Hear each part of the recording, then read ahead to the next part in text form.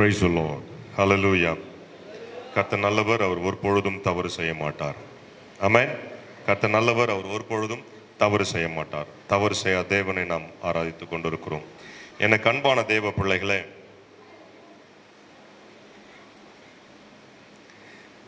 இந்த அருமையான கால வேளையில தேவனுடைய வார்த்தையை உங்களோடு பகிர்ந்து கொள்ளும்படியாய் கிருபை பாராட்டின என் தேவனுக்கு நன்றி செலுத்துகிறேன். அதே சமயத்தில் என்னை அழைத்த அன்பு ஐயா அவர்களுக்கு, வின்சன் ஐயா அவர்களுக்கு நன்றி தெரிவித்துக் கொள்கிறேன். அருமையான பிள்ளைகள் அழகாக மனப்பாட வசனங்கள், நடனம் இதெல்லாம் இருந்தது. கர்த்தருக்கு ஸ்தோத்திரம். எனக்கு அன்பானவர்களே, அருமையான மேர்சி அவர்கள் சொன்னது போல உங்கள் பிள்ளைகளை சண்டே ஸ்கூலுக்கு அனுப்புவது நல்லது.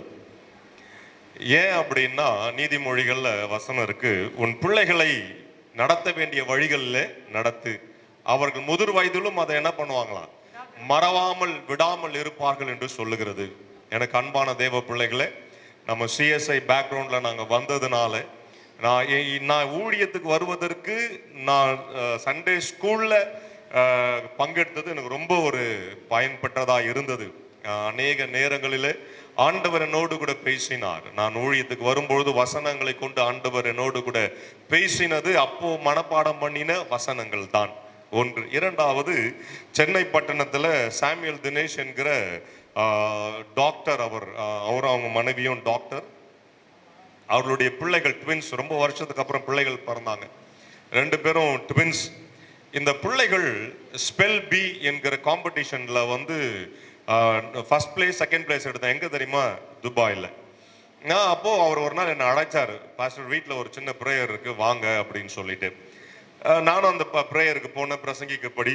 அப்போது அந்த நான் போகிறதுக்கு முன்பதாக பிள்ளைகள் சங்கீதங்களை, ஒவ்வொரு சங்கீதத்தையும் மனப்பாடமாக அதிகாரத்தை சொல்கிறாங்க. 1 2 இல்லை, அதிகாரங்களை சொல்றாங்க. எத்தனை அதிகாரங்கள் இருக்கு நான் கேட்டேன். என்னென்ன எப்பவுமே இன்னைக்கு தானே ஸ்பெஷலா? இல்லை, ஒவ்வொரு மாதமும் நாங்கள் கூட்டம் நடத்துறோம். ஒவ்வொரு மாதமும் என் பிள்ளைகள் என்ன பண்றாங்க, சங்கீதங்களை மனப்பாடமா சொல்றாங்கன்ட்டு. அன்றைக்கு அந்த மனப்பாடமா சொன்னது ஸ்பெல் பி காம்படிஷன்ல அந்த பிள்ளைகள் பெரிய கப் துபாயில போய் வாங்கும்படி கர்த்தர் கிருபை செய்தார். அநேக சாட்சிகளை அப்படி சொல்லலாம். அதனால தவறாமல் உங்கள் பிள்ளைகளை நீங்கள் சண்டே ஸ்கூலுக்கு அனுப்பும்படி அன்போடு கேட்டுக்கொள்கிறேன். என்னதான் பெற்றோர்கள் நம்ம சொன்னாலும் இந்த காலத்தில் பிள்ளைகள் நம்ம பேச்சை கேட்கறது இல்லை. நம்ம என்னதான் சொன்னாலும் கேட்க மாட்டாங்க. ஆனா இன்னும் ஒருத்தர் வெளியே இருந்து அன்பா பேசும் பொழுது, ஒரு அரவணைப்பா பேசும் பொழுது, அநேக காரியங்கள் ஷேர் பண்ணும் பொழுது அவர்கள் தேவனுடைய வழியில நடத்துவார்கள். இல்லைன்னா பிள்ளைகள் டிப்ரெஷன்ல போறாங்க. நிறைய பிள்ளைகளை நான் பார்க்கிறேன், சென்னை பட்டணத்திலும் சரி அநேக இடங்களில் எனக்கு ஒரு நாளைக்கு நிறைய ஃபோன் கால்ஸ் வருது. அதுல ஒரு 50% வாலிப பிள்ளைகள், சின்ன பிள்ளைங்க டிப்ரெஷன்ல போறாங்க. டிப்ரெஷன் மன அழுத்தம். நான் தனியா பேசும் பொழுது அம்மா சொன்னா புரிஞ்சுக்க மாட்டேறாங்க, அம்மா கிட்ட எப்படி சொல்றதுன்னு எனக்கு தெரியல என்று சொல்லி. நேற்று தினத்துல கூட ஒரு பிள்ளை தற்கொலைக்காக போனான். இந்த JNU எக்ஸாம் எழுதுறதுக்காக போயிருந்தான். அதுல மார்க் ரொம்ப கம்மியா வந்ததுனால தற்கொலைக்காக நேராக போனான். நேற்று 11 மணிக்கு கூட்டிட்டு வந்தாங்க. அவனோடு கூட பேசும்பொழுது அவன் தான் சொன்னான், அப்பா அம்மா கிட்ட என்னை நல்லா தான் அங்கிள் பார்த்துக்கிறாங்க, ஆனாலும் நான் சொல்றது அவங்களுக்கு புரிஞ்சுக்கல, அவங்க என்ன சொல்லணுமோ அதை தான் நடத்த சொல்றாங்க, எனக்கு யாருக்கிட்ட சொல்றதுன்னு தெரியலன்னு அழுகுறான். இது போல நீங்கள் உங்க பிள்ளைகளை சண்டே ஸ்கூலுக்கு அனுப்பும் பொழுது கிறிஸ்துவுக்குள்ளே நடத்தப்படுகிற ஆசிரியர்கள் ஒவ்வொருவரும் கர்த்தருக்கு பயந்து தங்களுடைய சாட்சிகளை காத்துக்கொண்டு கர்த்தருடைய சமூகத்தில் ஜெபிக்கிற டீச்சர்ஸ் இருக்கிறார்கள் நான் விசுவாசிக்கிறேன். அவர்கள் உங்கள் பிள்ளைகளை நேர்த்தியாய் தேவனுக்கு பயபக்தியிலே நடப்பார்கள். அவர்களை தொடர்ந்து நீங்கள் அனுப்புங்கள். அதுக்கு நான் கேரண்டி, உங்க பிள்ளைகள் நிச்சயமாய் எப்பொழுதும் நல்ல நிலைமையில வந்துருவாங்க. எப்படியா இருந்தாலும் நல்ல நிலைமைக்கு வந்துருவாங்க. கர்த்தர் கிருபை பாராட்டுவாராக.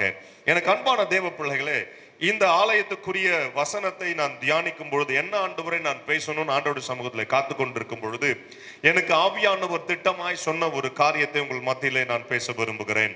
2 நாளாகமம் புஸ்தகம் 20ஆம் அதிகாரம் 15ஆம் வசனத்தை எடுத்தவர்கள் வாசிக்கலாம். 2 நாளாகமம் புஸ்தகம் 20ஆம் அதிகாரம் 15ஆம் வசனம். சகல யூதா கோத்திரத்தாரே குடிகளே, எருசலேமின் குடிகளே, ராஜாவாகிய யோசபாத்தே, கேளுங்கள். நீங்கள் அந்த ஏராளமான கூட்டத்திற்கு பயப்படாமலும் கலங்காமலும் இருங்கள் என்று கர்த்தர் உங்களுக்கு சொல்லுகிறார். கர்த்தர் உங்களுக்கு சொல்லுகிறார், இந்த யுத்தம் உங்களுடையது அல்ல, தேவனுடையது. இந்த யுத்தம் உங்களுடையதல்ல, தேவனுடையது. எனக்கு அன்பான தேவ பிள்ளைகளே, இந்த ஆராதனையை ஒரு வாக்குத்தத்தத்தோடு கர்த்தர் ஆரம்பிக்க விரும்புகிறார். ஹல்லேலூயா. எனக்கு பிரியமான தேவச்சனமே, கர்த்தர் இந்த காலவேளையிலே உங்களுக்கு ஒரு அருமையான வாக்குத்தத்தங்களை கொடுக்கிறார். இந்த யுத்தம் உங்களுடையதல்ல, தேவனுடையது. ஹல்லேலூயா. உங்கள் வாழ்க்கையில் அநேக போராட்டங்களை நீங்கள் கடந்து போய் இருக்கலாம், கடந்து போய் கொண்டு இருக்கலாம். இதை நான் எப்படி மேற்கொள்வது, இந்த பிரச்சனையை நான் எப்படி மேற்கொள்வது எனக்கு தெரியலையே என்று சொல்லி நீங்கள் கலங்கி கொண்டு இருக்கலாம். எனக்கு அன்பான தேவ பிள்ளைகளை, ஏதோ ஒரு பயம் உங்களை வாட்டி கொண்டு இருக்கலாம். இல்லைனா பிசாசின் பிடிகள், மந்திர தந்திரங்கள், ஏதோ ஒரு காரியம் உங்கள் வாழ்க்கையில ஒரு ஆசீர்வாதத்தை பெற்றுக்கொள்ளாதபடிக்கு அநேக தடைகள் ஏற்படுத்தி கொண்டு இருக்கலாம். என்ன செய்வது என்று தெரியல, நான் தனியா போராடி கொண்டிருக்கிறேனே, என்னோடு இணைந்து ஜெபிக்க யாருமே இல்லையே, நான் எப்படி ஜெபிப்பேன், நான் என்ன செய்வேன் என்று கலங்குகிற இந்த நாளிலே, இந்த மாதத்தின் முதல் ஞாயிற்றுக்கிழமையிலே கர்த்தர் சொல்லுகிறார், இந்த யுத்தம் உங்களுடையதல்ல, என்னுடையது என்று சொல்லுகிறார். ஹல்லேலூயா. எந்த பிரச்சனையாய் கூட இருக்கலாம், எந்த போராட்டங்கள் கூட இருக்கலாம், மனுஷனால கூடாத காரியம் தேவனால் கூடும் என்று சொல்லுகிறது. அந்த தேவன் சொல்லுகிறார், இந்த யுத்தம் உன்னுடையதல்ல, என்னுடையது என்று சொல்லுகிறார். ஹல்லேலூயா. எனக்கு அன்பான தேவ பிள்ளைகளே, பக்கத்தில் இருக்கிறவர்களை பார்த்து சொல்லுங்க, நீங்க போகிற பிரச்சனை உங்களுக்குரியதல்ல, அது தேவனுக்குரியது. சொல்லுங்க பார்க்கலாம். நீங்க அப்படி சொல்லும் பொழுது தீர்க்க தரிசனம் உரைக்கிறீர்கள். ஹல்லேலூயா, ஹல்லேலூயா, ஹல்லேலூயா. என் அன்பான தேவ பிள்ளைகளை, எப்பொழுது தீர்க்கதரிசி எழும்புகிறார் என்று சொன்னால், எப்போ ஒரு இடத்துல சரியில்லையோ, ஆண்டவர் விட்டு கொஞ்சம் விளங்கி போகுதோ, அங்க கர்த்தர் தீர்க்கதரிசியை கொண்டு வருகிறார். இந்த சபைக்கு கர்த்தர் தீர்க்கதரிசியை கொண்டு வந்திருக்கிற ஒரு நோக்கம் என்ன என்று சொன்னால், எனக்கு அன்பான தேவ பிள்ளைகளே, சபை எழுப்பப்பட வேண்டும். ஹல்லேலூயா. நான் இந்த சபையை இன்றைக்கு நேற்று பார்க்கவில்லை. 96 95 96 2 வருஷங்கள் நான் வந்து பார்த்துருக்கிறேன். நெல்லித்தோப்புல பார்த்துருக்கிறேன்.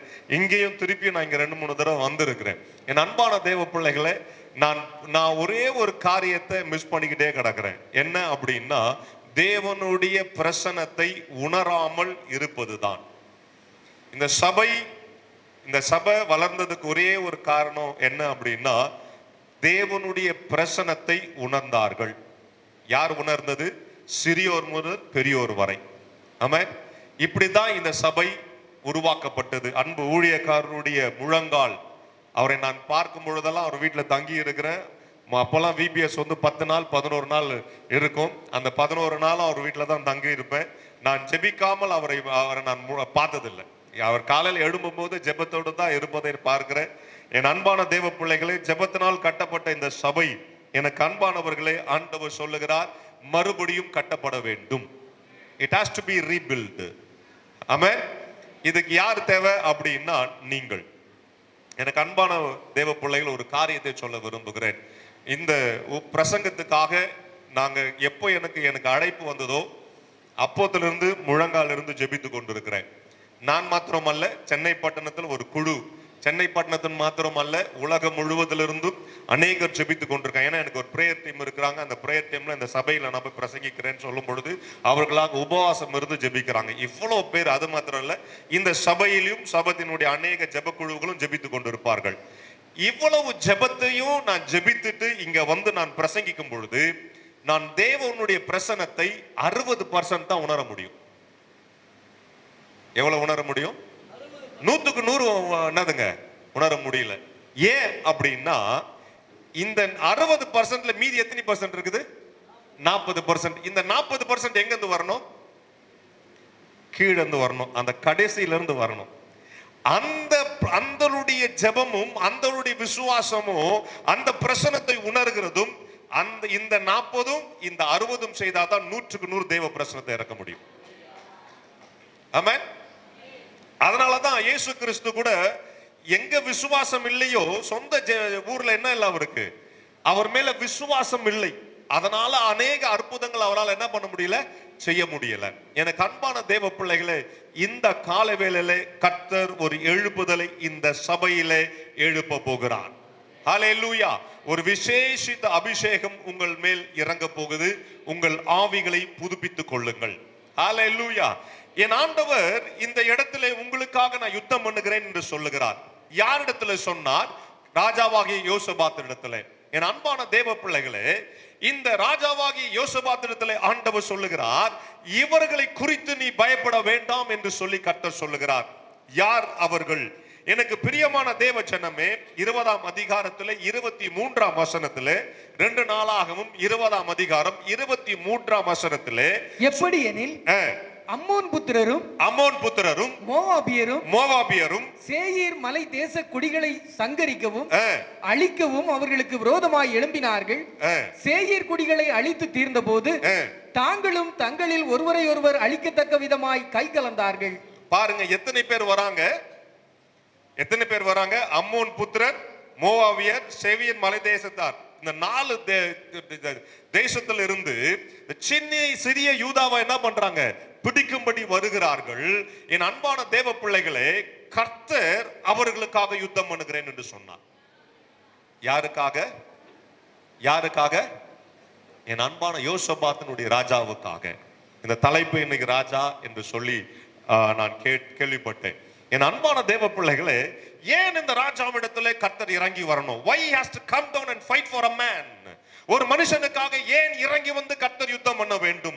எனக்கு அன்பான தேவ பிள்ளைகளே, தேவன் எங்கே இருக்கிறார் என்று நாம் கேட்டுக்கொண்டிருக்கிறோம். அநேக பிரச்சனைகளிலே, அநேக போராட்டங்களிலே, ஏன் இந்த போராட்டம் எனக்கு வருது? தேவன் எங்கே இருக்கிறார்? ஏன் இந்த போராட்டத்துக்குள்ள நான் போய் கொண்டிருக்கிறேன்? என் ஆண்டவர் மறந்துட்டாரா என்று கேட்கிற இந்த சூழ்நிலையிலே ஒரு மனுஷனுக்காக தேவன் இறங்கி வருகிறார். ஒரு தேசத்துக்காக தேவன் இறங்கி வருகிறார். அப்பொழுது ஏன் இறங்கி வருகிறார் என்கிற ஒரு பெரிய கேள்வி எனக்குள் வந்தது. ஒரு மனுஷனுக்காக தேவன் எப்படி இறங்கி வருவார்? என் அன்பான தேவ பிள்ளைகளே, இயேசு கிறிஸ்து இறங்கி வந்த நோக்கம் நம் மேல் வைத்த அன்பின் நிமித்தம், மனுஷன் மேல வைத்த அன்பின் நிமித்தம், பிதா வைத்த அன்பின் நிமித்தம் இயேசு கிறிஸ்து இந்த உலகத்திலே தன் ஜீவனை கொடுக்கும்படி இறங்கி வந்தார். ஆனால் தேவன் யுத்தம் பண்ணும்படியா இறங்கி வருகிறார் என்று சொன்னால் ஏன்? அன்பின் நிமித்தம் மனுபுத்திரர்களை மீட்கும்படியாய், பாவத்திலிருந்து மீட்கும்படியாய் இறங்கி வந்தார். ஆனால் இங்கே யுத்தம் பண்ணும்படியா இறங்கி வருகிறார். எதுக்கு வராரா? யாருக்காக?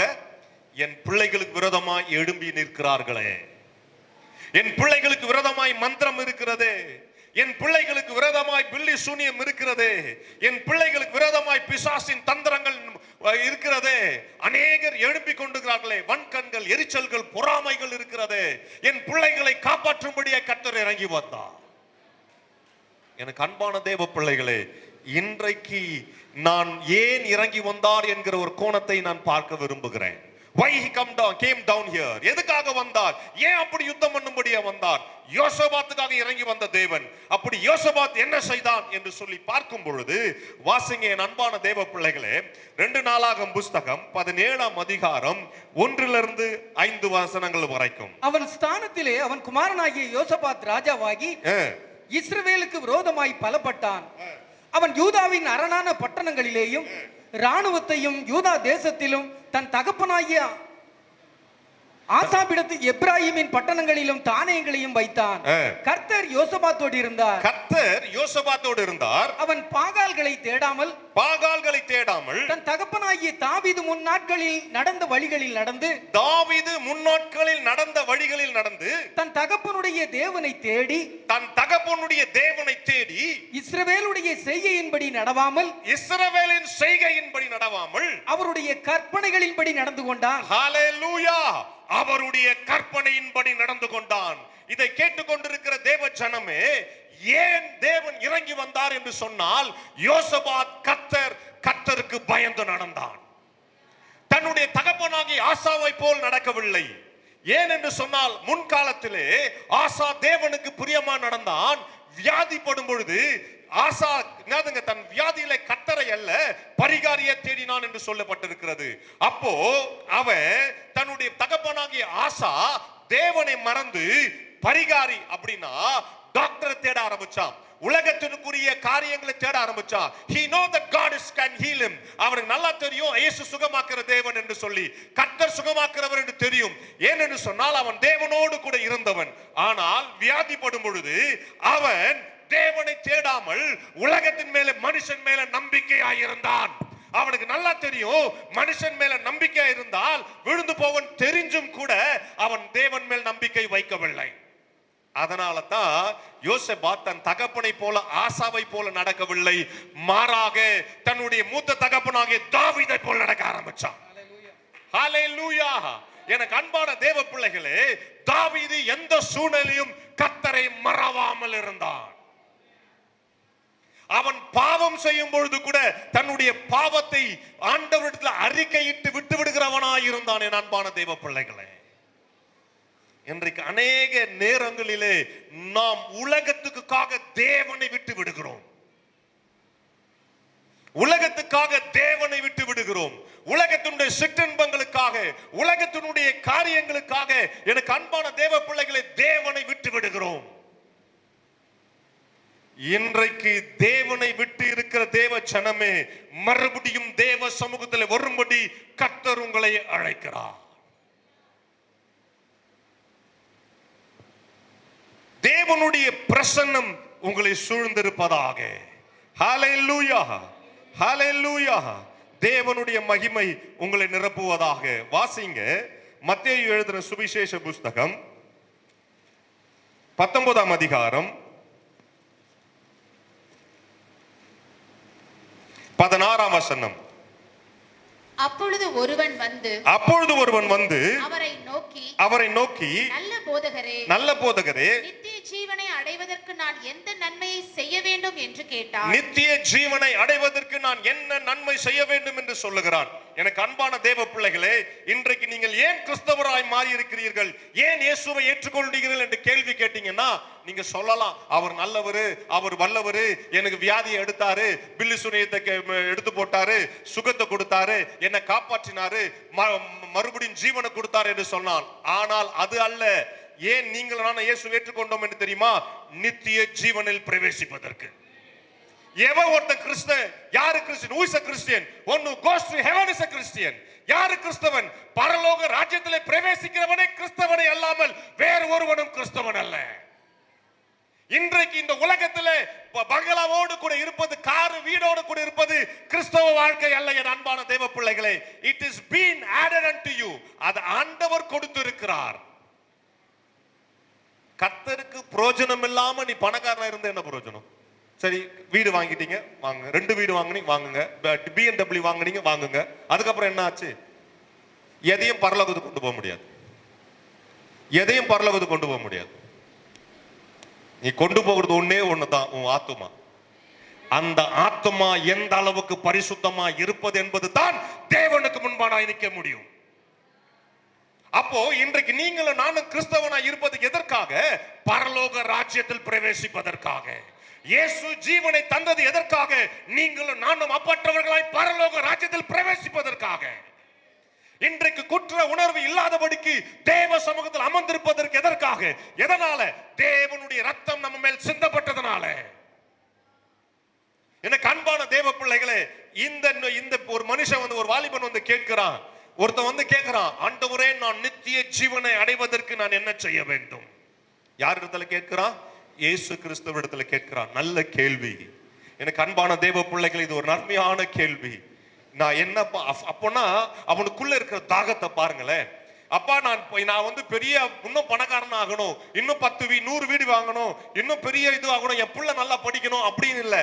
எங்க அம்மாவுக்கு சுகம் பெறணும், எங்க ஆயா சுகம் பெறணும், எங்க தாத்தா சுகம் பெறணும், என்னுடைய பையன் சுகம் பெறணும்ன்றதுக்காக வரல.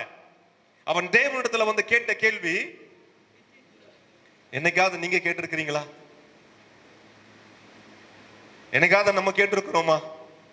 என்னைக்காவது ஜெபத்துல, ஆண்டவரே நித்திய ஜீவன் அடைவதற்கு நான் என்னப்பா செய்யணும்? நான் நல்லா ஜெபிக்கிறேன்ப்பா, நல்லா வேதம் வாசிக்கிறேன்ப்பா, நான் ஆலயத்துக்கு போறேன்ப்பா, ஆனா இன்னும் நான் என்னிடத்துல என்ன குறை இருக்குதுப்பா? என்னைக்காவது கேட்டிருக்கிறோமா? குறை சொன்னா சர்ச்சை விட்டு போறீங்க. என்னங்க? குறை சொன்னா சர்ச்சை விட்டு போறீங்க. அவர் எப்ப பார்த்தாலும் என்ன பார்த்தே குறை சொல்றார். பாஸ்டருக்கு தெரியும் நீ தான் வர போற, இந்த தடவை நீ வரும்பொழுது உன்னையே பார்த்து பேசணும்னு அப்படியே நாங்கெல்லாம் என்ன வச்சுக்கிட்டு வரோம். அப்படிதானே?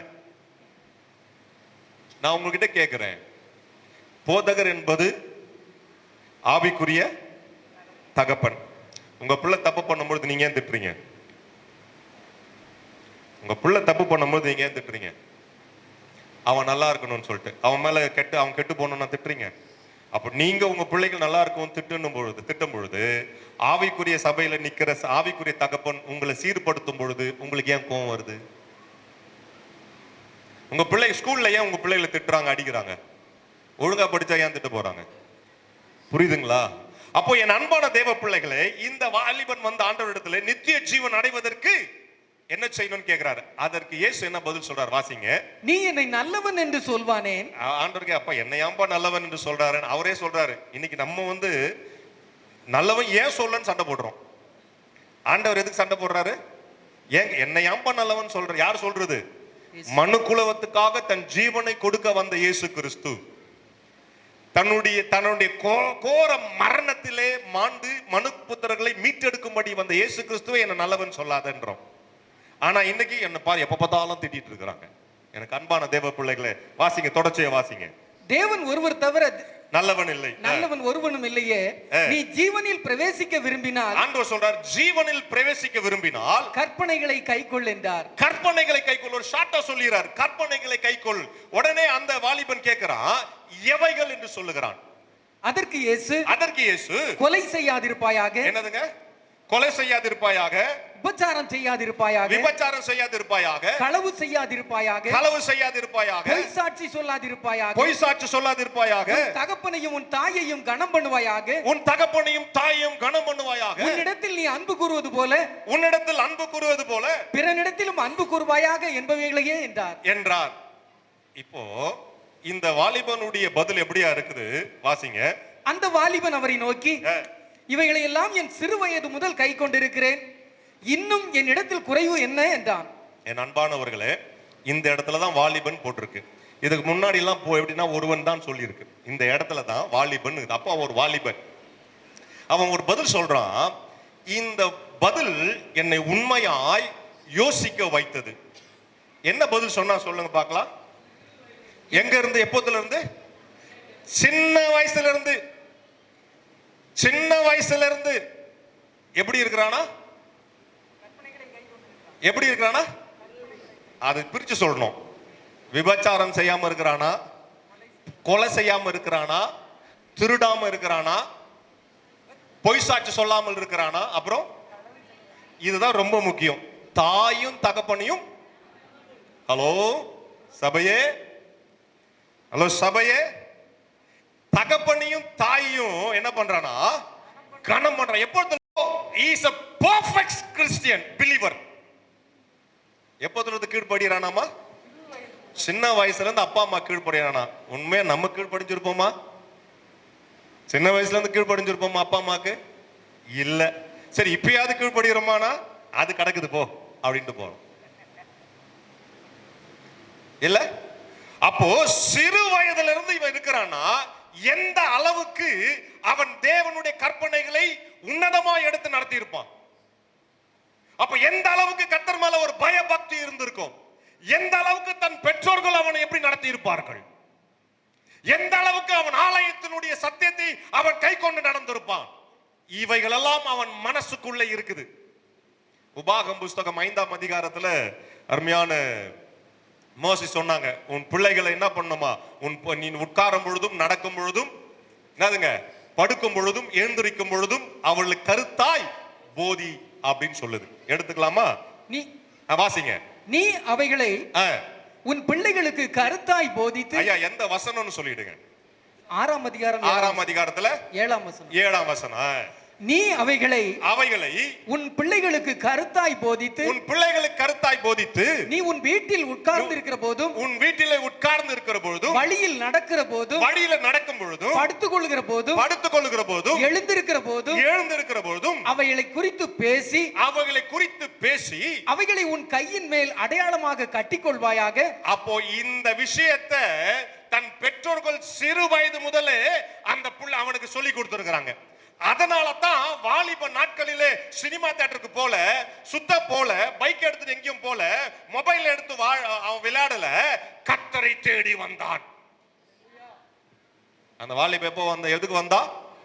எனக்கு ரொம்ப அதுவும் ஒரு வயசான ஒரு 60 வயசு ஆள் வந்து கேட்கறான், நான் பரலோகத்துக்கு போறதுக்கு என்ன வழின்னா, பரவாயில்லப்பா அப்படின்னு சொல்லலாம். பரவாயில்ல, காடு வாவானது, வீடு போனது, இவரு கேட்கிறாருப்பா, ஏதாவது ஒரு நியாயம் இருக்குது. ஆனால் இதுல வாலிபன் என்று சொல்லுகிறது. அப்பனா தன்னுடைய வாழ்க்கையை அப்போதான் என்ன பண்றான், தொடங்குகிறவனா இருக்கிறான். அப்ப உலகத்தினுடைய ஆசபாசங்களை என்ன பண்ணுமா, அனுபவிக்கணும்னு ஒரு ஆசை தான் வாலிப வயசு. அப்ப அந்த வயசுல கர்த்தரை தேடி வந்து நித்திய ஜீவனை அடையணும்னு நினைக்கிறான்னா அவனுக்குள்ளே ஏதோ ஒண்ணு இருந்திருக்கணும், ஏதோ ஒண்ணு தேடி வந்திருக்கணும். புரியுதுங்களா நான் ஒண்ணு சொல்றது? அப்போ இவன் தேடி வந்து கேட்கிறான். இவன் சொல்றான், சிறு வயதுல இருந்தே நடக்கிறேன்னு. இப்பதான் ஆண்டவர் தீர்க்க தரிசனமா சில காரியங்களை சொல்றார். வாசிங்க அடுத்த வசனத்துல. அதற்கு இயேசு நீ பூரண சற்குணராய் இருக்க விரும்பினாய். இப்பதான் வசனம் இப்பதான் வருது. நீ பூரண சற்குணராய். இப்ப நம்ம எல்லாம் எப்படி இருக்கிறோம் அப்படின்னா சற்குணரா இருக்கிறோம். இப்ப ஆண்டவர் எப்படி எதிர்பார்க்கிறாரு, அப்போ பரலோகத்துக்கு போனோம்னா என்ன வேணும், பூரண சற்குணர். பரலோகத்துக்கு போனோம்னா நீங்க எப்படி இருக்கணும், பூர சற்குணர். அப்படின்னா என்ன சொல்றேன், வாசிங்க திருப்பி தொடர்ச்சியா வாசிங்க. அதற்கு இயேசு நீ பூரண சற்குணனாய் இருக்க விரும்பினால் போய் உனக்கு உண்டானவைகளை விற்று தரித்திரருக்கு கொடு, அப்பொழுது பரலோகத்தில் உனக்கு பொக்கிஷம் உண்டாயிருக்கும், பின்பு என்னை பின்பற்றி வா என்றார். அந்த வாலிபன் மிகுந்த ஆஸ்தியுள்ளவனாய் இருந்தபடியால் இந்த வார்த்தைகளை கேட்ட பொழுது துக்கம் அடைந்தவனாய் போய்விட்டான். என்ன போயிட்டானா? இப்ப பரலோகம், இப்போ இயேசு கிறிஸ்து வரதுக்கு முன்னாடி, இயேசுவை பார்க்கிறதுக்கு முன்னாடி அவனுடைய பாட்டு என்ன தெரியுமா? சிலுவையின் முன்னே உலகம் என் பின்னே, சிலுவையின் முன்னே உலகம் என் பின்னே, சிலுவையின் முன்னே உலகம் என் பின்னே, பின்னோக்கே நான் பின்னோக்கே நான் பின்னோக்கே நான் பின்னோக்கே நான். எப்போ? இயேசுவை பார்க்கறதுக்கு முன்னாடி, ஏசப்பா நான் பரலோகத்துக்கு போனோம், ஆண்டவனே நான் பரலோகத்துக்கு போனோம் இப்படின்னு வந்த உடனே ஆண்டவர் சொல்லிட்டார், ஏன்பா உனக்கு உண்டானது என்னதுங்க, உனக்கு உண்டானது அப்படின்னா நீ உரிமை கொண்டாடுகிற ஒரு காரியம். உனக்கு உண்டானதுன்னா என்னதுங்க? உனக்கு உண்டானது எது? எனக்கு உண்டானது என் மனைவி, எனக்கு உண்டானது என் புள்ள, எனக்கு உண்டானது என் வீடு, எனக்கு உண்டானது நான் வச்சிட்டு இருக்கிற காரு, எனக்கு உண்டானது நான் சேர்த்து வச்சிருக்கிற சொத்து, எனக்கு உண்டானது பேரு, எனக்கு பொண்ணது ஜாதி, எனக்கு உண்டானது பெருமை, எனக்கு என்ன அந்த எருமை, எனக்கு உண்டானது சபைக்கு வர தடுக்குதுயா. ஹலோ, எனக்கு உண்டானது இதுல கிறிஸ்தவத்துல எனக்கு உண்டானது பெருமை. நான் ரொம்ப பைபிள் வாசிச்சுட்டேன், உங்களுக்கு தெரியுமோ 25 தடவை பைபிள் வாசிச்சுட்டேன். நீ எத்தனை தடவை பைபிள் வாசித்தாலும் பரலோகத்துல பிரசன்ட் இல்லைன்னா வேஸ்ட். ஐயோ நான் 11 மணி நேரம் முட்டி போட்டு ஜோம் பண்றேன், நீ 11 மணி நேரம் ஜோம் பண்ணி 24 மணி நேரம் ஜோம் பண்ணு, நீ பரலோகத்துல ஆப்சென்ட்னா முட்டி போட்டது வேஸ்ட். அப்போ யார் முக்கியம்னா, என் அன்பான தேவ பிள்ளைகளே, எப்பொழுது அந்த பிரசங்கமும் எப்பொழுது அந்த வேத வாசிப்பும் எப்பொழுது அந்த ஜெபம் போய் எட்டும் அப்படின்னா நீ பூரண சர்க்குணனா இருக்கும் பொழுது. 4 பேர் காமிக்கணும் பைபிள் வாசிக்க கூடாது, 4 பேர் பார்க்கணும் இதெல்லாம் கதை. நீ பூரண சர்க்குணனா இருக்கணும். வசனம் சொல்லுது, மத்தேயு புஸ்தகம் 7ஆம் அதிகாரத்துல டைம் இல்ல, அந்நாட்கள் அநேகர் இடத்துல வந்து உம்முடைய நாமத்துல தீர்க்கதரிசனம் சொன்னோம் அல்லவா, உம்முடைய நாமத்துல அற்புதம் அடையாளம் செய்தோம் அல்லவா, உம்முடைய நாமத்துல பிசாசுகளை துரத்தணும் அல்லவா. அப்ப ஆண்டவர் சொல்றார், அக்கிரம செய்கைக்காரர்களே என்னை விட்டு போங்கள், பிதாவின் சித்தத்தை செய்கிறவனே அல்லாமல் வேறு ஒருவனும் பரலோக ராஜ்யத்தில் பிரவேசிப்பதில்லை. அப்ப இந்த பூரண சர்க்குணனை வந்து என்ன தெரியுமா, இவனுடைய ஆசை, இவன் மனசு எங்க இருக்குது, எதுங்க உனக்கு உண்டான விஷயத்தின் மேல இருக்குது. இன்னைக்கு ஒருவேளை பணம் இல்லைன்னா கூட ஏதோ ஒரு விஷயத்துல நீங்க ஆண்டவர் கொடுக்காம வச்சிருக்கிறீங்க. நீங்க ஜெபிக்கிறீங்க, வேத வாசிக்கிறீங்க, ஆலயத்துக்கு வரீங்க, அந்நிய பாஷையில பேசுறீங்க, நல்லா சரி. ஆனா உங்க கோபத்தை விடாம இருக்கிறீங்க. ஒரு ஏதோ ஒரு விஷயத்தை விடாம இருக்கிறீங்க. பெருமை இருக்குது, பொறாமை இருக்குது, எரிச்சல் இருக்குது, இதெல்லாம் இருக்குது. இங்க ஸ்தோத்திரம், வீட்டுல போனா ஆத்திரம். இங்க அந்நிய பாஷை, வீட்டுக்கு போனா வேற ஏதோ ஒரு பாஷை. எப்படியா நீ பரலோக ராஜ்யத்தில் பிரவேசிக்க முடியும்? என் அன்பான தேவ பிள்ளைகளை, ஞாயிற்றுக்கிழமை தோறும் தேவாலயத்தில் வந்து உட்காருகிறதுனால பரலோக ராஜ்யத்தில் பிரவேசிப்பதல்ல. நீ ஞாயிற்றுக்கிழமை வரும்பொழுது கர்த்தர் என்னோடு கூட பேசுவார். நான் பூரண சர்க்குணன் ஆகணும்ன்ற ஏக்கத்தோடு வரும்பொழுது கர்த்தர் உன்னை பரலோக ராஜ்யத்தில் பிரவேசிக்க விரும்புவார். நான் ஒன்னு சொல்லட்டுமா? ஆவியின் வரம் இருக்கிறவன் பரலோக ராஜ்யத்தில் போவது சந்தேகம். ஆவியின் வரம் இருக்கிறவன் பரலோக ராஜ்யத்தில் போவது சந்தேகம். ஆனால் ஆவியின் கனி இருக்கிறவன் நிச்சயம் பரலோக ராஜ்யத்தில் பிரவேசிப்பான். எனக்கு அன்பான தேவ பிள்ளைகளை, தேவன் தம்முடைய ஜீவனை தந்து உங்களை மீட்டெடுத்து இருக்கிறாரு. எதற்காக? ஏதோ வந்து அல்லேலூயா சொல்லிட்டு போவதற்காக அல்ல. ஆலயத்தில் வந்து உங்க இடத்தை தொடச்சிட்டு போவதற்காக அல்ல. எனக்கு அன்பான தேவ பிள்ளைகளை, உன் பேரை சரித்திரத்தில் எழுத வேண்டும் என்று கர்த்தர் விரும்புகிறார். போயிட்டான் துக்க மனசா. ஏன் தெரியுமா? விட்டு கொடுக்க மனசு இல்லை அவனுக்கு.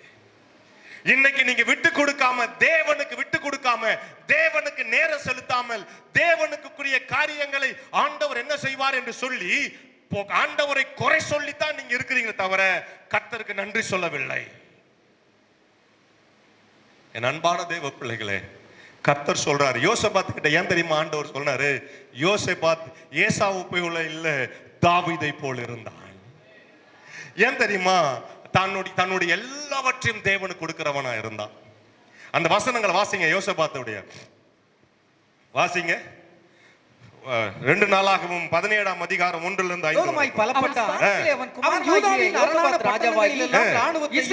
யூதா தேசத்திலும் தன் தகப்பனாகிய ஆசா பிடித்த எப்ராஹிமின் பட்டணங்களிலும் தானியங்களை வைத்தார். கர்த்தர் யோசபாத்தோடு இருந்தார். அவன் பாகால்களை தேடாமல், உலகத்துக்குரிய காரியங்களை தேடாமல், தன் தகப்பனாகிய தாவீது முன் நாட்களில் நடந்த வழிகளில் நடந்து, தாவீது முன் நாட்களில் நடந்தது போல எப்பொழுதும் கர்த்தரை ஸ்தோத்தரித்துக் கொண்டிருந்தான். வலது பக்கம் இடது பக்கம் சாராமல் தேவனுடைய வழியை நடந்தான். எப்பொழுதும் கர்த்தரை அவன் கண் முன்னாக வைத்திருக்கிறான். அசைக்கப்படாமல் இருந்த தாவீதை அவன் பின்பற்றவனாய் இருந்தானே. ஹalleluya. என் அன்பான தேவ பிள்ளைகளே, இன்னைக்கு சூழ்நிலை சாதகமா இருந்தால் கர்த்தருக்கு ஸ்தோத்திரம். சூழ்நிலை சாதகமா இருந்தால் கர்த்தர் நல்லவர் என்று சொல்றீங்க. அதே சூழ்நிலை மாறி இருக்கும் பொழுது கர்த்தரை நீங்கள் தூஷிக்கிறவர்களாகவும், கர்த்தருக்கு விரோதமாய் பேசுகிறவர்களாகவும் ஆலயத்துக்கு வராமல் இருக்கிறீர்கள். என் அன்பான தேவ பிள்ளைகளே, ஷாத்ராக் மேஷாக் ஆபேத்நேகோ என்ன தெரியுமா சொன்னாங்க? அந்த அக்கினி சோலை 7 மடங்காய் நெருப்பை என்ன பண்ண அதிகரிக்கும் பொழுது ஷாத்ராக் மேஷாக் சொன்ன ஸ்டேட்மெண்ட் என்ன தெரியுமா? கர்த்தர் எங்களை காத்தாலும் காக்காமல் போனாலும் நான் அவரையே சேவிப்பேன். என் அன்பான தேவ பிள்ளைகளே, இன்றைக்கு கிறிஸ்துக்குள்ள வைராக்கியமாய் இருக்கிற நீ சொல்ல வேண்டியது என்ன தெரியுமா? கர்த்தர் எனக்கு சுகம் கொடுத்தாலும் சுகம் கொடுக்கலாலும் அவரையே நான் சேவிப்பேன். என்னை ஆசீர்வதித்தாலும் ஆசீர்வதிக்காம போனாலும் he is my God. அவரே என் தெய்வன். எங்க அந்த வைராக்கியம்? உனக்காக மரித்த இயேசுவின் ரத்தம் இன்றும் பேசிக் கொண்டிருக்கிறது. இன்றைக்கும் பரலோகத்தில் பரிந்து பேசிக் கொண்டிருக்கிறது. என் அன்பான தேவ பிள்ளைகளே, ஷாத்ராக் மேஷாக் ஆபேத்நேகோ சொன்னது என்ன தெரியுமா? கர்த்தர் என்னை காத்தாலும் காக்காமல் போனாலும் அவரையே சேவிப்பேன். இன்னைக்கு என்ன தெரியுமா? நீ இப்போ முதல்ல கடவுள் என் ஜெபத்தை கேட்கட்டும், அப்புறம் நான் சபைக்கு வரேன். வரவே வராத, அப்படியே போயிடு. வராத. எதையாவது எதிர்பார்த்து நீ வந்தீனா நிலைத்திருக்க முடியாது. இங்க பாருங்க, நான் இந்த வாட்டர் பாட்டில் எனக்கு வேணும், இதுக்காக சபைக்கு வரேன். நான் வந்து ஜெபிக்கிறேன். எதுக்காக ஜெபிக்கிறேன்? உபாசம் இருந்து ஆலயத்துக்கு எல்லா நாட்களும் வந்து ஓயாமல் வந்து இப்ப எனக்கு கட்சிச்சு. இதுக்கு மேல எதுக்கு ஜெபிப்பேன்? இதுக்கு மேல எதுக்கு உபவாசிப்பேன் சொல்லுங்க? இப்படிதான் ஒரு பொருளுக்காக வந்தீங்கன்னா கொஞ்ச நேரம் தான் உங்களால் உத்தமமா இருக்க முடியும். அந்த பொருள் கிடைக்க வரைக்கும் தான். உன் பிள்ளையுடைய ரட்சிப்புக்காக வந்தீங்கன்னா உன் பிள்ளையுடைய ரட்சிக்கப்பட்ட பிறகு உன்னுடைய ஜெபம் என்னன்னு தெரியாது. உன் குடும்பத்துடைய ரட்சிப்புக்காக நீ வந்து வரலாம், நான் அதுக்காக சொல்லல. ஆனால் நீ செய்ய வேண்டியது என்ன தெரியுமா? நீங்க என்ன தெரியுமா ஆசைப்படணும்? எதற்காக தெரியுமா ஆண்டவர்கிட்ட வரணும்? இன்னும் உம்மை அறியனுமே, இன்னும் கிட்டி சேரனுமே, இன்னும் கிட்டி சேரணுமே. பிரசன்னா பிரசன்னா தேவ பிரசன்னா பிரசன்னா பிரசன்னம் தேவ பிரசன்னம். என் அன்பான தேவ பிள்ளைகளே, அதிகாலையிலே ஜெபித்த நேரம் எங்கே? ஆண்டவரை ஸ்தோத்தரித்த நேரம் எங்கே? எங்கே அந்த காலம்? அபிஷேகத்தில் அந்நிய பாஷையிலே போகும் பொழுதும் வரும் பொழுதும் பேசிக் கொண்டிருந்த எங்கே அந்த நாட்கள்? திரும்பி வர வேண்டும் என்று கர்த்தர் விரும்புகிறார். The anointing what you have tasted, நீ அபிஷேகத்தை ருசி பார்த்த அந்த நாட்களை மறுபடியும் இப்ப கொண்டு வா என்று கர்த்தர் சொல்லுகிறார். He is calling you and he is challenging you tonight, this morning. என் அன்பான தெய்வ பிள்ளைகளே, ஆண்டவர் மறுபடியும் அந்த இன்பமான காலங்கள், இனிமையான காலங்களை எதிர்பார்த்து கொண்டிருக்கிறார்.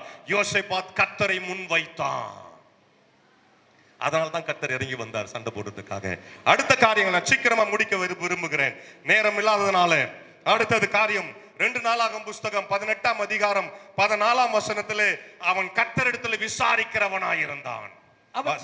அவன் ராஜாவினிடத்தில் வந்தபோது ராஜா அவனை பார்த்து, மெகாயாவே, நாங்கள் கிளையாத்தில் உள்ள ராமோத்தின் யுத்தம் பண்ண போகலாமா போகலாகாதா என்று கேட்டான்.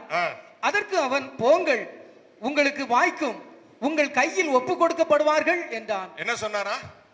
விசாரித்தான். ஆண்டவர் நமக்கு செய்வாரா செய்ய மாட்டாரான்னு.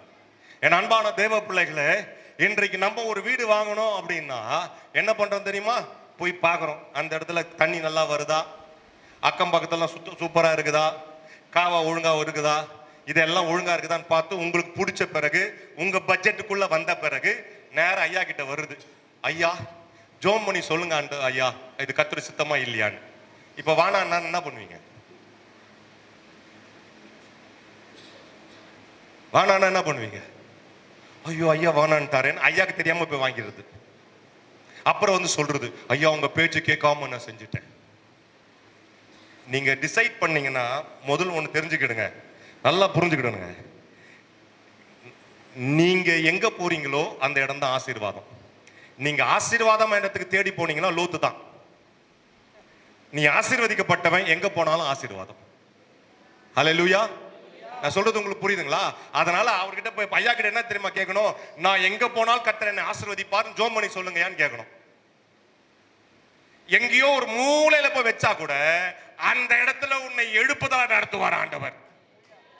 வறண்ட இடத்துல யார் போனது? ஆபிரகாம் போனான். ஆனால் அவன் தலைமுறை இன்றை வரைக்கும் இருக்குது. செழிப்பான இடத்துல லோத்து போனா அவன் இடம் எங்க இருக்குதுன்னே தெரியல. இதுல வேற பையன் என்ன பாக்குறது, இவங்களா பார்த்துருவாங்க, பேசிடுவாங்க, கை வேற நினைச்சிருவாங்க. அப்புறம் ஐயா இந்த பையனை பார்த்துருக்குறோம் சொல்லுங்க யான்னு. ஐயா பார்த்தோன்னு, அம்மா இது செட் ஆகாதமோ, ஐயோ கை நினைச்சிட்டுமே. உன்னையார் எனக்கு சொந்த முன்னாடியே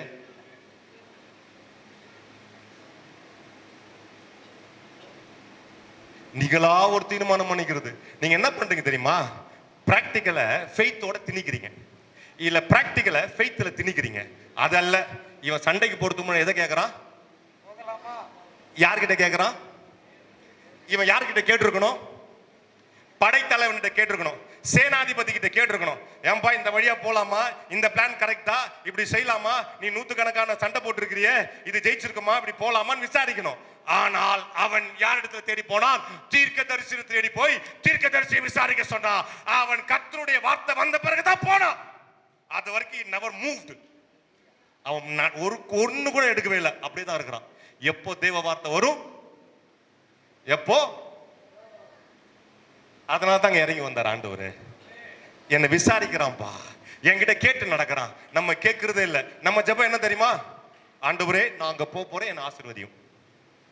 அப்படி இல்லை, ஆண்டவரே நான் போலாமா, அது ஆசீர்வாதமா இருக்குமா, இந்த இடத்துக்கு போலாமா, அது நல்லதா முடியுமா, இந்த இடத்துக்கு நான் போய் பேசலாமா, இந்த காரியம் என்னதுங்க மாறுதலா முடியுமான்னு கேட்ட பிறகு நீங்க போனோம். நம்ம போயிட்ட பிறகு சொல்றது, எங்கே என் ஊழியக்காரன் இருக்கிறானோ அங்கே நான் இருக்கிறேன். சொன்னீங்களா ஆண்டவரே இப்போ இந்த இடத்த ஆசீர்வதிங்க? இல்ல, நீ விசாரிக்கணும். எப்போ விசாரிக்கணும்? இப்ப பாருங்க, இங்க ஒரு பெரிய குழி இருக்குது. இந்த குழியில டேஞ்சர்னு ஒரு போர்டு வைக்கணும். எங்க வைக்கணும்? இங்க வைக்கணுமா, குழிக்கு பின்னாடி வைக்கணுமா? ஏன் முன்னாடி வைக்கணும்? பின்னாடி வச்சா என்ன? உழுந்து எழுந்துச்சு எந்த லூசரா இங்க வச்சது, முன்னாடி தானடா வைக்கணும் அப்படின்னுவா. கரெக்டா? அது போலதான் கர்த்தர்கிட்ட எப்போ விசாரிக்கணும்? எப்போ? போகிறதுக்கு முன்னாடி விசாரிக்கணும். நம்ம எல்லாருமே என்ன தெரியுமா பண்றோம்? உழுந்து ஏஞ்ச பிறகு அப்பா பேசுங்க. அவர் எப்படி பேசுவாரு? எப்படி தீர்க்க தரிசனம் உரைப்பாரு? உங்களுக்கு எல்லாம் தீர்க்க தரிசனம் எப்படி தெரியுமா? யார் அந்த சாந்தி, யார் இந்த நீ கார் வாங்குவ, நீ வீடு வாங்குவ, உனக்கு இடுப்பு வலி, உனக்கு பல்லு வலி, உனக்கு கால் வலி, உனக்கு தலைவலி, இதை வழியெல்லாம் சொல்றது டாக்டர் இருக்கிறான். தேவனுடைய தீர்க்கதரிசி சீர்கெட்ட போடும்போது தான் தீர்க்கதரிசி கத்த எழுப்புறார்.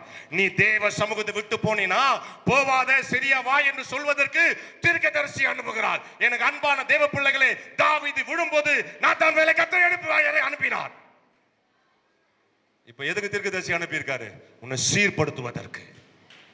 உன் உடம்பு சரியாக்குறது அவருடைய கடமை. நீ ஸ்தோத்திரம் சொன்னீங்கன்னா, நீ ஜெபிச்சினாலுமே அது தானே ஆரம்பமாயிடும். ஆமா, புரியுதுங்களா? புரியுதுங்களா? புரியலையா? ஆனா எதுக்கு தீர்க்கதரிசி வருவா? எப்போ தீர்க்கதரிசி கொண்டு வருவாரு? நீ எப்போ கர்த்தரை விட்டு வெளியே போயிருக்கிறியோ, கர்த்தருடைய சரியா ஜெபிக்கலையோ, எதை வேத வாசிக்கலையோ, எப்போ ஆண்டருக்கு விரோதமா நடக்கிறியோ, ஏதோ தப்பு நடக்க போகுதுன்னு சொன்னா உன்னை வான் பண்ணி, அம்மா திருப்பி தேவ சமூகத்துல வா, கரெக்டான பாதையில போயிட்டு இருந்த, மிஸ் ஆகாத திருப்பி வந்துறேன்னு சொல்லுவதற்கு தான் கர்த்தர் தீர்க்கதரிசி அனுப்புவார். உன் தலைவலி சொல்றதுக்கும் உன் கால் வலி சொல்றதுக்கும் இல்ல. புரியுதுங்களா? சீர்படு, சீர்படு. தேவ சமூகத்துல பயபக்தியோடு வந்து உட்காரு. He is not an ordinary man. He is not a man. ஒரு மனுஷன்ல நீ பேசிக் கொண்டிருக்குது. வானத்தையும் பூமியும் உண்டாக்கின சர்வ வல்லமை உள்ள தேவன். அவருடைய கணம் எங்க? நான் பிதாவானால் என்னுடைய கணம் என்ன? நான் எஜமானால் எனக்குரிய மரியாதை எங்க என்று கர்த்தர் கேட்கிறார். எனக்கு அன்பான தேவ பிள்ளைகளே, இன்றைக்கு ஆண்டவர் உங்களோடு பேசிக் கொண்டிருக்கிறார் என்று விரும்புகிறேன். அவன் விசாரிக்கிறவனாய் இருந்தான். அடுத்த காரியம் டக்குன்னு வாசித்துருங்க. 20ஆம் அதிகாரம் 3ஆம் வசனம், 2 நாளாகும் 23. அப்பொழுது யோசபாத் பயந்து கர்த்தரை தேடுவதற்கு ஒருமுகப்பட்டு யூதாவெங்கும் உபவாசத்தை கூறுவித்தான். என்ன பண்ணானா? உபவாச கூறினா. உபவாச கூட்டத்துக்கு வாங்க. என் அன்பான தேவ பிள்ளைகளே, சபையில உபவாசம் இருக்குதுன்னா ஓடி வா, அடிச்சு பிடிச்சு ஓடி வா. நேரம் போனாலும் பரவாயில்ல, ஓடி வா. உனக்கு சுகர் இருந்தாலும் ஓடி வா, பிபி இருந்தாலும் ஓடி வா. கர்த்தர் அதை சீர்படுத்துவார். உன் சூழ்நிலை அறிந்திருக்கிற தேவன் உன்னை மைக் அடிச்சு கீழே விட மாட்டாரு. உனக்கு தேவையானதை கர்த்தர் சந்திப்பார், தேவையானதை கர்த்தர் கொடுப்பார். உனக்கு உணவு வேணுமானா நீ சாப்பிட்டே உபவாச கூட்டத்துக்கு வா. ஆனா உன் வியாதியை பத்தி என்ன பண்ணாத, மேன்மை பாராட்டாதே. கர்த்தர் உன்னை விடுதலை நடத்துவார். அவன் உபவாசம் தேடினான். நான் எனக்கு பிபி இருக்குதுங்க, சுகர் இருக்குதுங்க அப்படின்னு சொல்லிட்டு நீங்க என்ன பண்றீங்க? நான் வீட்லயே இருக்கிறீங்கன்றீங்க. இல்ல, வாங்க சபைக்கு. அவன் தேடனாமா. வாசிங்க அந்த வசனத்தை மறுபடியும். அப்பொழுது யோசபாத் பயந்து கர்த்தரை தேடுகிறதற்கு ஒருமுகப்பட்டு யூதாவெங்கும் உபவாசத்தை கூறுவித்தான். ஆமா, யூதா எங்க என்ன பண்ணானா? இப்ப நான் உங்களை சொல்றேன் உபவாசம் இருங்க அப்படின்னு சொல்றேன். ஒரு நாள் 2 நாள் உபவாசம் இருங்க அப்படின்ற. இல்ல பிரதர், எனக்கு ஆபீஸ்ல லீவே கொடுக்க மாட்டாங்க. என்னதுங்க? ஆபீஸ்ல லீவ் கொடுக்க மாட்டாங்க. 2வது. அடுத்தது என் ஹெல்த் ஒத்துக்காது. என்னதுங்க? என் ஹெல்த் ஒத்துக்காது, எனக்கு நிறைய காம்ப்ளிகேஷன்ஸ் இருக்கு பாஸ்டர், யூ டோன்ட் நோ, எனக்கு தெரியாது அப்படின்னு. உங்களை நான் வைக்கிட்டா? ஜோம் பண்ண வைக்கலாமா? 40 நாள் உபவாசம் வைக்கலாமா? ஒன்றும் இல்லை பிரதர், யாரும் ஜோம் பண்ணி மந்திரம் பண்ணி 2 எலுமிச்சப்பழம் விட்டாங்க பிரதர். உபவாசம் இருந்தால் தான் சரியாகும். அடிச்சு பிடிச்சி ஜோம் பண்ணுவீங்களா? தானா லீவ் போடுவீங்களா? கர்த்தருக்கு பயப்படாமல் எலுமிச்சப்பழத்துக்கு பயப்படுறீங்க. இப்படிதான் கிறிஸ்தவம் போயிடுச்சு. இந்த உலகத்தில் இருக்கிறவனிலும் முன்னில் இருக்கிறவர் பெரியவர் என்ற வார்த்தை மறந்து போய் தகுடுக்க 2 எலுமிச்சம்பழத்து குங்குமம் புகாம நீங்க என்ன பண்ணுகிறீங்க? பயந்துட்டு இருக்கிறீங்க. என் அன்பான தேவ பிள்ளைகளே, உபாகம் புஸ்தகம் 23ஆம் அதிகாரம் 5ஆம் வசனம் சொல்லுகிறது, அந்த சாபத்தை உனக்கு ஆசீர்வாதமாக மாற பண்ணினேன். உன்மேல் வைத்த அன்பு நிமித்தம், உன்மேல் வைத்த அன்பு நிமித்தம் பிள்ளையாமுக்கு செவி கொடுக்க சித்தம் இல்லாமல் அந்த சாபத்தை கர்த்தர் ஆசீர்வாதமாக மாற பண்ணினா. என் அன்பான தேவ பிள்ளைகளே, கர்த்தருக்கு பிரியமா நடக்க ஆரம்பிங்க. அவன் என்ன பண்ணானா? உபவாசிக்க ஆரம்பிச்சான். அடுத்தது வாசிங்க.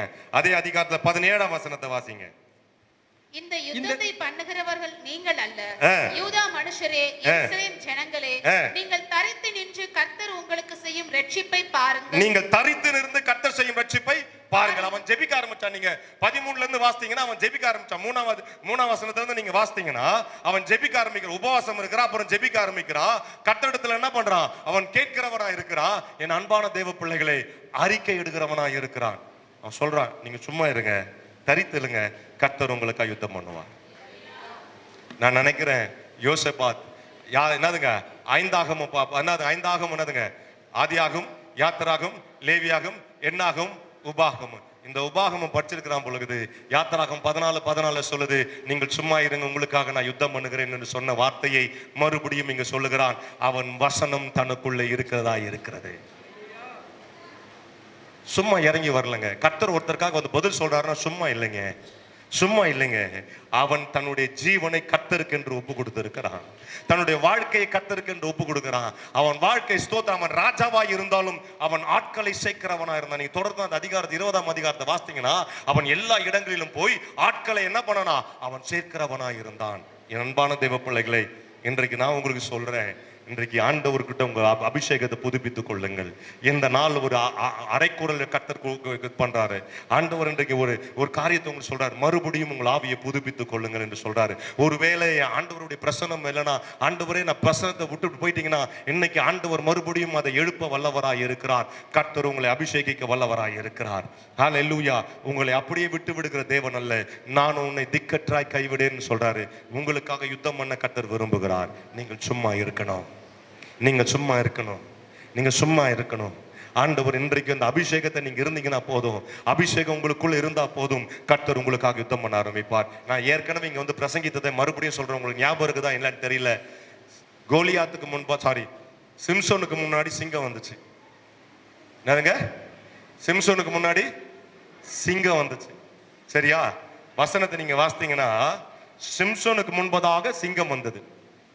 என்னதுங்க? சிம்சோனுக்கு முன்பதாக சிங்கம் வந்தது. வசனம் சொல்லுது, கர்த்தருடைய ஆவி சிம்சோன் மேல் பலமா இறங்கின பின்பு அவன் சிங்கத்தை ஆட்டுக்குட்டி போல கிழிச்சானான். இப்ப பாருங்க, சிம்சோனுக்கு முன்னாடி சிங்கமா இருக்குது, அபிஷேகம் பண்ணப்பட்ட சிம்சோனுக்கு முன்னாடி அது ஆட்டுக்குட்டியா இருக்குது. கேட்கலையே? புரியுதுங்களா? சிம்சோனுக்கு முன்னாடி அது என்னவா இருக்குது? அபிஷேகம் பண்ணப்பட்ட சிம்சனுக்கு முன்னாடி அது என்னவா இருக்குது? ஆட்டுக்குட்டியா இருக்குது. உன் வாழ்க்கையில எத்தனை சிங்கங்கள் வந்தாலும் நீ அபிஷேகம் பெற்று இருந்தால் ஆட்டுக்குட்டியா அது மாறும். நீ ஈஸியா மேற்கொள்வா. தேவ அபிஷேகம் இன்றைக்கு உன்னை நிரப்ப போது உன்னை அபிஷேக சிங்கத்தை கிழிக்கிறவளாய், எரிகோ கோட்டை முறிக்கிறவளாய், ஓ அக்கினி மயமானவனாய் கர்த்தர் உன்னை மாற்றிக் கொண்டிருக்கிறார். தேவ அபிஷேகம் இறங்கி கொண்டிருக்கிறது. கர்த்தருடைய வல்லமை இறங்கி கொண்டிருக்குது. உன் ஆவியை புதுப்பித்துக் கொள். தேவ அபிஷேகம் இறங்கி கொண்டிருக்குது.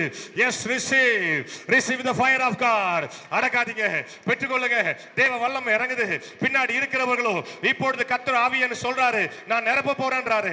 ஆவியானவருடைய சத்தத்தை நான் கேட்டேன். இப்பொழுது நான் நிரப்ப போறேன்னு சொல்றாரு. Get filled. ஆண்டவர் முடிக்க சொல்றாரு. இப்போ நான் முடிக்கிறேன். தேவ மகிமை இறங்கி கொண்டிருக்குது. தேவனுடைய அபிஷேகம் பின்னாடி இருந்து அலையலையா இறங்கி வருது. உன் ஆவியை புதுப்பித்துக் கொள்.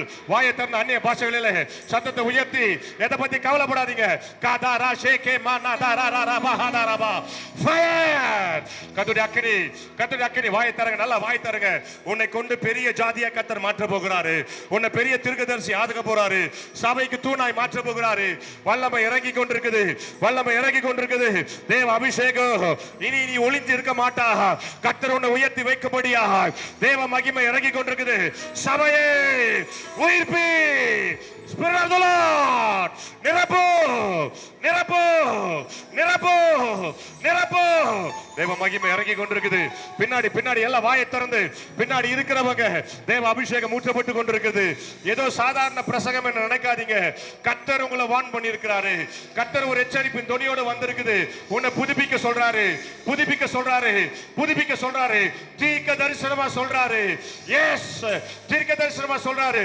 உன் ஆவியை புதுப்பிக்க சொல்றாரு. நல்லா வாயை திறந்து சத்தத்தை உயர்த்தி அந்நிய பாஷைகளிலே கேட்கல கேட்கல நல்லா வாயை திறந்து Shaka baba bala dara sheke bera hadara ore bebe dara sheke raba baba baba dara da da da ore sheke beba ore she or akini maya irangu or akini irangu or akini irangu உன் மேல அக்கினி இறங்கு.